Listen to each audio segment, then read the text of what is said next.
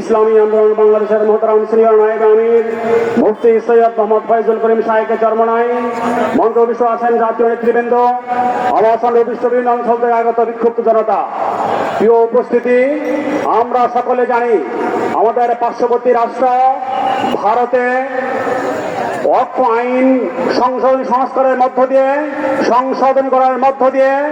মুসলমানদেরকে হত্যা নির্মূল করার নীল নকশা তারা চূড়ান্ত করে দিকে হয়। আমরা আজকের এই সমাবেশ থেকে স্পষ্ট করে বলে দিতে চাই, এই ওয়াকফ বিল সংশোধনের মধ্য দিয়ে মুসলমানদের বাড়িঘর ধর্মীয় যেই মসজিদ মাদ্রাসাকে ভেঙে দেওয়া চুরমার করে দেওয়া হয়েছে, যদি এই অন্যায় নৈরাজ্য বন্ধ করা না হয়, বিশ্বের মুসলমান ভারতের বিরুদ্ধে জিহাদ করতে প্রস্তুত হবে। বিশ্বের মুসলমানদেরকে বিক্ষুব্ধ করে ভারত যেভাবে তাদের ধর্মীয় সম্প্রীতির কথা বলে, বাংলাদেশের উপরে বিভিন্ন ধরনের টকমা দেওয়ার চেষ্টা করে, বাংলাদেশ যে কমিশন গঠন করা হয়েছে, সেই নারী সংস্কার কমিশনের মধ্যে যেই প্রস্তাবগুলো তারা তুলে এনেছেন,